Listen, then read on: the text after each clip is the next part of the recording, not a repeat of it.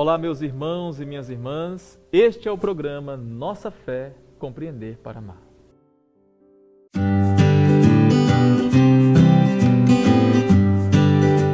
O objetivo do nosso programa é justamente esclarecer algumas questões acerca daquilo que nós acreditamos.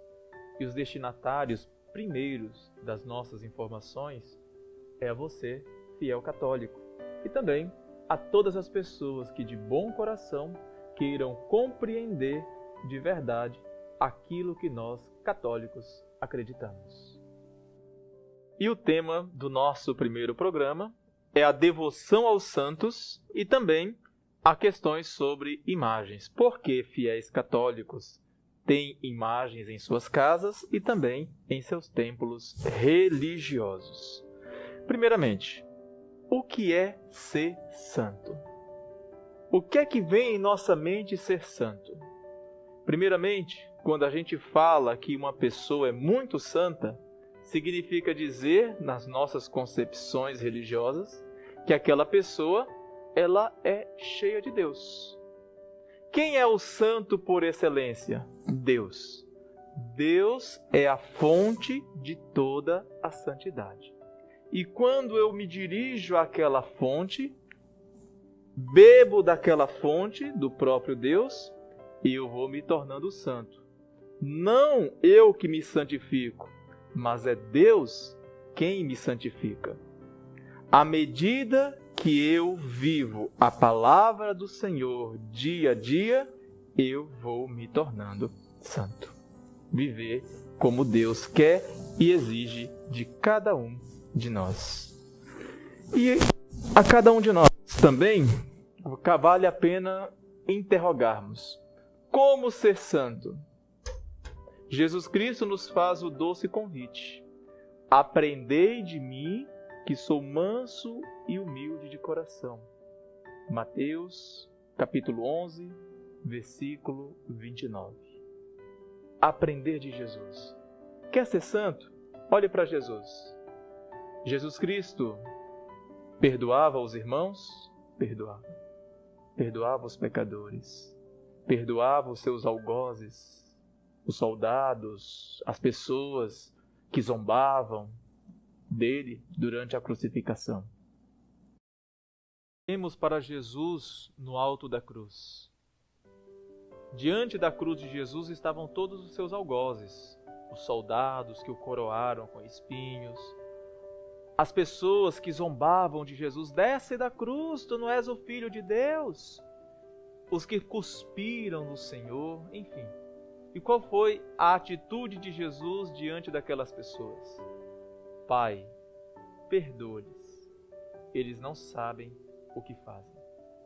Também nós, se quisermos ser santos, devemos aprender do Senhor a ser também misericordiosos com todos aqueles que nos causam sofrimentos. Esta é a busca da santidade. Isto é ser santo. Mas ser santo também é ser caridoso. Amar os nossos irmãos e irmãs, não somente aqueles que estão mais próximos a nós, mas a todos. A própria palavra de Deus nos ensina isso no Evangelho de São Mateus, capítulo 25, versículos de 35 a 46, onde Jesus Cristo ensina a sua comunidade, aos seus discípulos: eu tive fome e não me deste de comer, tive sede e não me saciaste, estive doente, estive na prisão e não fostes me visitar. Enfim, a caridade. Todas as vezes que eu uso de caridade para com meus irmãos e irmãs, eu estou buscando a santidade, porque eu estou imitando nosso Senhor Jesus Cristo. E qual é o prêmio para aquele que busca a santidade? Não fique em vão. São Paulo, no seu último escrito, que foi a segunda carta a Timóteo, a pessoa de Timóteo, ele nos ensina e nos mostra qual é o prêmio daquele que buscou plantar a sua vida em Deus. Carta de São Paulo a Timóteo, a sua segunda carta, capítulo 4, versículos de 7 a 8. 7 e 8, 2 versículos. São Paulo diz a Timóteo: combati o bom combate, terminei a minha corrida, guardei a fé. Desde já me está reservada a coroa da justiça, que me dará o Senhor justo juiz naquele dia. Ou seja, a coroa da justiça. Já está reservada para mim a coroa da justiça. Combati o bom combate. Estou terminando a minha vida, mas eu não vou ficar sem recompensa não, porque o justo juiz vai me dar a recompensa. Aqueles que buscam viver a santidade, viver a palavra de Deus, viver o projeto de Deus, não ficará sem a recompensa. É palavra de nosso Senhor Jesus Cristo. E a igreja, meus irmãos e minhas irmãs, sempre acreditou que quando a gente morre e fecha os olhos para este mundo, abrimos os olhos para a ressurreição.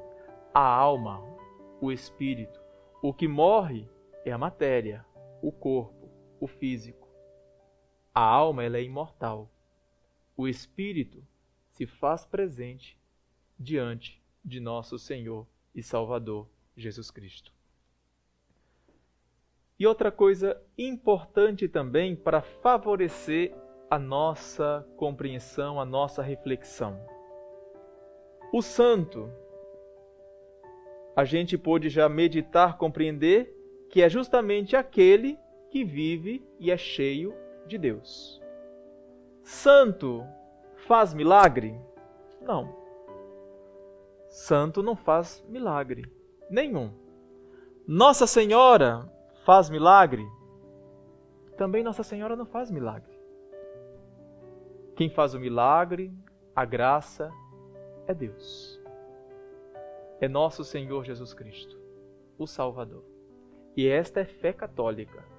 Não é simplesmente o Padre Fernando quem está lhe dizendo isso. É doutrina católica.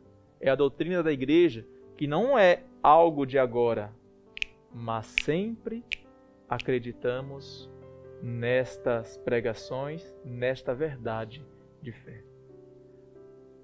Qual o papel do santo de Nossa Senhora diante de nosso Salvador Jesus Cristo? Já que eles não fazem o milagre, eles intercedem por nós diante de Jesus. Intercessão. Mas como, Padre? Porque na Bíblia está escrito que, lá em 1 Timóteo, capítulo 2, versículo 5, que só Jesus Cristo é o mediador entre o céu e a terra. Primeiramente, intercessão, mediação de Jesus é diferente da dos santos da Igreja. Quando a palavra de Deus, São Paulo diz que só existe um único mediador entre o céu e a terra, significa dizer que a salvação, a redenção do mundo depende unicamente de Jesus. Ele morreu na cruz. A salvação, então a terra está ligada ao céu por meio do sacrifício de Jesus. Ele é o mediador. A intercessão dos santos e de Nossa Senhora é diferente. Não é de redenção, de remissão de pecados ou de salvação, mas sim de oração, intercessão. Porque nós, cristãos católicos, como acabei de falar agora há pouco, acreditamos que quando fechamos os olhos para este mundo, abrimos os olhos do espírito e da alma diante de nosso Senhor Jesus Cristo. Não estão mortos, mas vivem na presença e redenção de nosso Senhor e Salvador. E o que eles fazem? Eles oram e rezam por nós pecadores, pedindo a misericórdia do Senhor sobre as nossas vidas. Só lembrando, intercessão de Jesus, mediação de Jesus, é porque Ele é o Salvador, Ele é o caminho. Intercessão dos santos, eles rezam, intercedem a Deus, já que eles estão vivos diante de Deus, rezam pedindo a misericórdia do Senhor para nós que ainda caminhamos neste mundo de sofrimento. Vamos pensar bem. Se vocês podemos orar, interceder pelos outros, os santos que estão na presença de Deus também podem. E alcançam a misericórdia do Senhor. Mas lembrando que quando a gente pede uma graça a um santo ou a Nossa Senhora, não são eles quem fazem o milagre. É Deus que faz o milagre através do pedido de Nossa Senhora, através do pedido dos santos e santas da igreja. E isso você vai poder acompanhar no Evangelho de São João, capítulo 2, as bodas de Caná.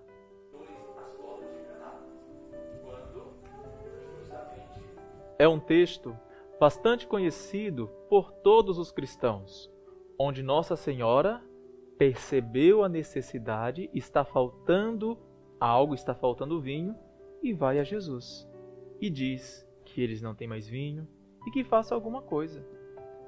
E qual foi a atitude de nosso Senhor Jesus Cristo? Ele obedeceu, atendeu. Então, ou seja, Nossa Senhora pediu a Jesus e ele atendeu. Quem transformou a água em vinho? Foi Nossa Senhora? Não. Foi Jesus. Mas quem pediu? Nossa Senhora. Uso esse texto apenas para que a gente possa melhor entender como é a intercessão dos santos. Eles pedem, eles oram, eles rezam diante do Senhor por cada um de nós. Mas lembrando sempre que quem faz o milagre em nossas vidas é nosso Senhor, por intercessão dos santos. E da mesma forma que a gente acaba pedindo aos nossos irmãos e irmãs que orem e rezem por nós, e quando a gente alcança a graça, o que a gente diz para aquele irmão? Muito obrigado porque você orou, que você rezou por mim. Deus me agraciou. A gente não procura aquele irmão que a gente pede oração? Olha, reza por mim, ore por mim, por este momento de dificuldade. Quando passa e conseguimos alcançar a graça, muito obrigado. A mesma coisa com os santos. Ó minha Nossa Senhora, reze por mim, intercede por mim a Jesus. E a gente diz, muito obrigado, querida mãe, por ter rezado, por ter intercedido e alcançado de Jesus esta grande misericórdia. E meus irmãos e minhas irmãs, já finalizando esta primeira explicação do nosso programa, esta devoção aos santos não é algo agora recente, mas já se faz presente na igreja desde os primeiros séculos. Se a gente for mesmo a fundo da história na igreja primitiva, a gente vai enxergar que os primeiros cristãos, as primeiras comunidades, tinham grande devoção pelos mártires que derramaram o seu sangue, por isso são chamados de mártires, por causa da fé. Eles eram chamados também de intercessores. Se a gente for, por exemplo, pode até historiar também, fazer pesquisas das igrejas primitivas, dos mártires, nos túmulos. Em vários túmulos, até hoje, estão escritos, por exemplo, no cemitério de São Panfilo, diz lá uma escritura, em seu túmulo: mártires santos, bons e benditos, ajudai a Ciríaco. Ou seja, pede a ajuda daquele mártir por uma pessoa. No cemitério de Aquileia, santos mártires, lembrai-vos de Maria. Pede a intercessão para uma determinada Maria que não é a mãe de Jesus, é uma outra. Na Via Salária também temos a inscrição: Genciano, fiel em paz, que em tuas orações rogues por nós, porque sabemos que estás em Cristo. Ou seja, os fiéis das comunidades cristãs da igreja primitiva do século II, mais ou menos, já tinham essa devoção e acreditavam na intercessão dos santos. Não é algo de agora que a Igreja Católica inventou. É fé que recebemos da tradição. E tudo aquilo que a gente recebe de tradição, a gente continua acreditando como verdade e vivenciamos de maneira pura e sincera. Porque nós também queremos ser santos e queremos que os nossos irmãos que já alcançaram a santidade nos ajudem também a sermos santos, imitadores de nosso Senhor e Salvador. Depois de refletirmos um pouco sobre o que é ser santo, de maneira bem sucinta também sobre a devoção ao santo, ser devoto. E vimos também que o santo não é Deus, que santo e Nossa Senhora não fazem um milagre, mas intercedem por nós diante do Salvador Jesus Cristo. Quero falar agora, neste momento, sobre as imagens. Porque os nossos templos, as nossas casas, nós guardamos uma imagem, temos as imagens, se em algumas passagens bíblicas o Senhor havia proibido. Por exemplo, Êxodo, capítulo 20, versículo 4, o Senhor disse: não farás para ti imagem esculpida de nada que existe no céu e existe sobre a terra. Verdade, palavra de Deus. 5 capítulos depois, temos uma outra palavra do Senhor, no capítulo 25 do mesmo livro de Êxodo, que eu gostaria de ler com vocês. Êxodo, capítulo 25, versículos de 18 a 22. Diz o seguinte: farás 2 querubins de ouro e de ouro batido, o farás nas 2 extremidades do propiciatório. Faz-me um dos querubins numa extremidade e o outro na outra. Farás os querubins formando um só corpo com o propiciatório. Nas 2 extremidades, os querubins terão as asas estendidas para cima e protegerão o propiciatório com as suas asas, um voltado para o outro. As faces dos querubins estarão voltadas para o propiciatório. Porás o propiciatório em cima da arca, e dentro dela porás o testemunho que te darei. Ali virei a ti, e de cima do propiciatório do meio dos querubins, que estão sobre a arca do testemunho, falarei contigo acerca de tudo o que te ordenar para os israelitas. A gente enxerga aqui que Deus mandou fazer 2 querubins de ouro e colocar sobre a arca da aliança. Isso no capítulo 25, versículos de 18 a 22. Que são querubins? São anjos. São coisas, algo celestial. E dentro da Arca da Aliança, que era o objeto, o instrumento mais sagrado para os judeus, o que estava dentro da Arca da Aliança? Tinha as 2 tábuas da lei, que Moisés tinha recebido no monte, a vara de Arão e também os vasos do maná, a graça de Deus para com o povo de Israel. Então, para os israelitas, a Arca da Aliança é como se fosse para nós católicos o sacrário. Era sagrado. Não era qualquer pessoa que chegava e tocava, porque ali está a lei do Senhor. Para nós católicos, o sacrário, Deus habita no sacrário, presente nas hóstias eucarísticas, no pão vivo descido do céu. E se a gente for ler também, dar continuidade, no livro dos Reis, capítulo 6, versículo de 23 a 30, eu não vou ler todo o texto, mas vou apenas contextualizá-los a cada um de vocês, é a construção do Templo de Salomão, onde o Senhor também mandou Salomão fazer 2 querubins gigantescos e colocar dentro do templo. Então, a gente pode então se questionar, como é? Deus proíbe as imagens, mas passou o tempo, mandou fazer querubins de ouro para colocar na Arca da Aliança e colocar também dentro do templo sagrado, o templo construído por Salomão. Primeiramente, meus irmãos e minhas irmãs, para entendermos as Sagradas Escrituras, devemos sempre entender o contexto em que elas foram escritas. Contexto. Ver justamente o que estava acontecendo com aquele povo. O problema não é as imagens em si. O problema é a idolatria que pode acontecer em meio ao povo. Vamos lembrar.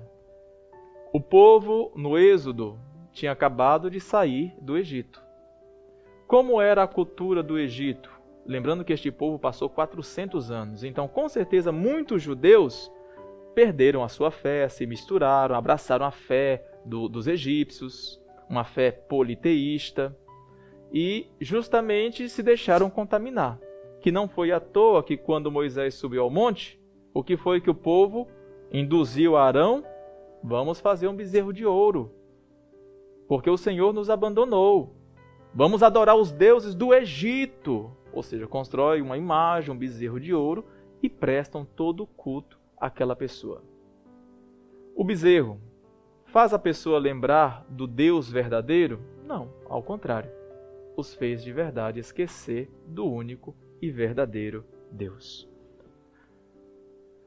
O problema, meus irmãos e minhas irmãs, retrato mais uma vez, não é justamente a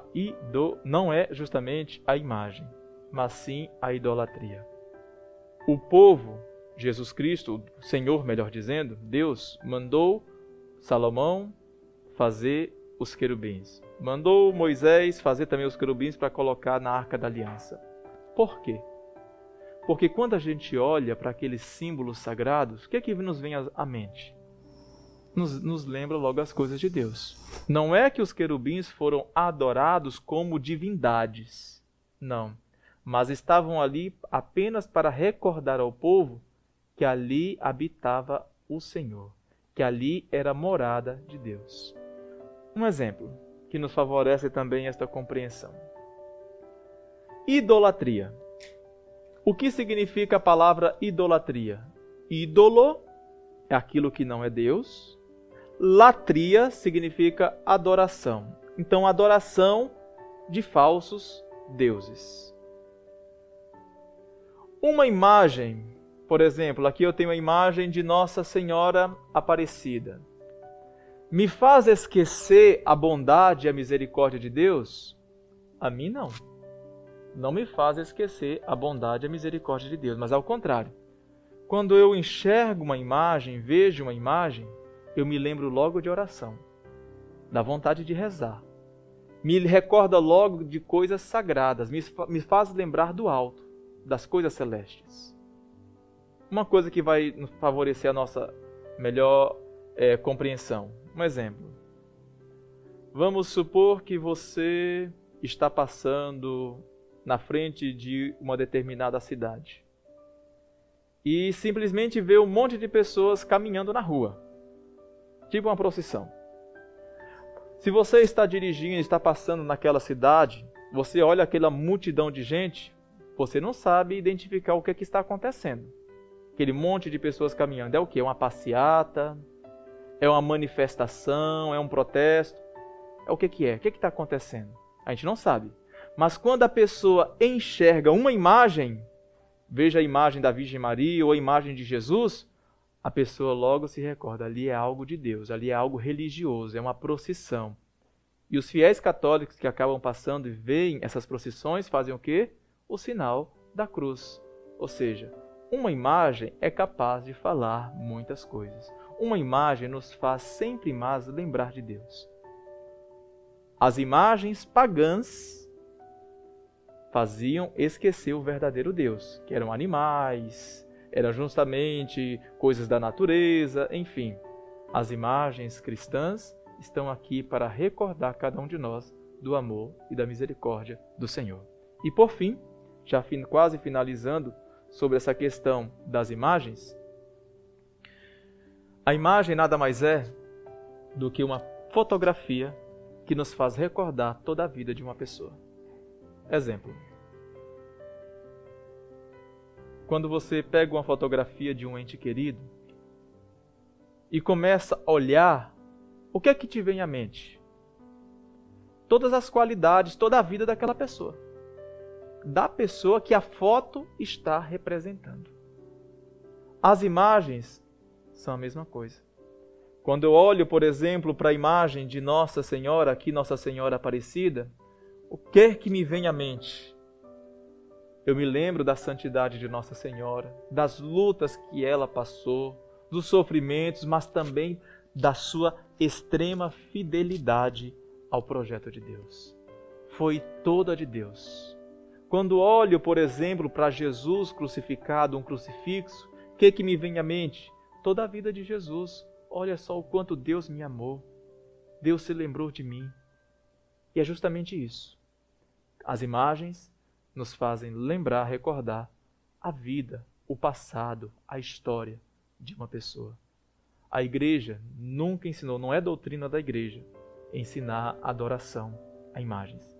Existem sim católicos mal formados que acabam não vivendo de verdade a sua doutrina e tem assim tipo uma expressão de adoração por santos, por Nossa Senhora. Mas recordo, não faz parte da doutrina. São católicos mal formados. Quando você vê assim um católico que parece que valoriza mais o santo do que a Deus, pode observar, é um católico que não participa da missa, que não comunga, que não confessa, enfim. E existem muitos católicos por aí assim, verdade. Mas a doutrina da igreja que nós recebemos desde os apóstolos é esta, que sinteticamente pude apresentar a cada um de vocês. Que nós possamos sempre rezar, pedindo as graças de nosso Senhor Jesus Cristo. E finalizo.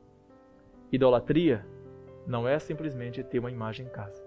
Idolatria é tudo aquilo que te faz esquecer de Deus. Busca de ganância, busca de dinheiro, enfim. Egoísmo. São estas coisas que são as verdadeiras idolatrias que não te deixam ser amigo, ser amiga de Deus. Que Deus te abençoe. Este foi o nosso primeiro encontro. O programa Nossa Fé, Compreender para Amar. Quarta-feira que vem estaremos juntos neste programa, nessa sequência, onde nós poderemos esclarecer algumas questões acerca daquilo que acreditamos. Curta aí o nosso vídeo, o nosso programa, compartilhe e vamos buscar ser católicos mais conscientes e viver de verdade a nossa fé. Que Deus te abençoe, te guarde e até o próximo programa.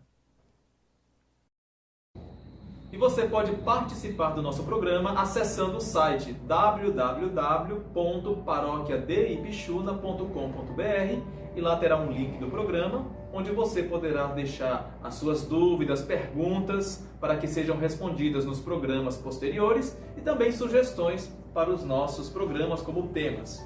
Acesse, participe, curta, compartilhe aí o nosso programa para que mais pessoas possam ter acessibilidade a essas informações catequéticas cristãs católicas.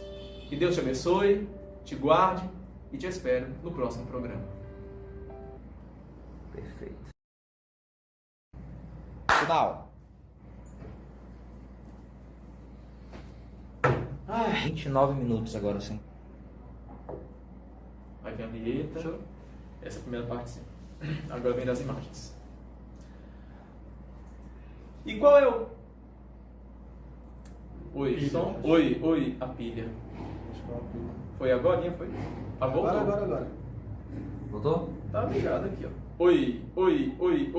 Não, saiu, né? Saiu de novo. Descarregou?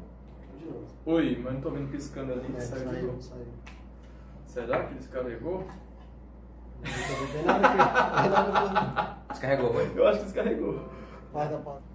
Eu não sei até onde é que foi. Não, vamos ver aqui agora.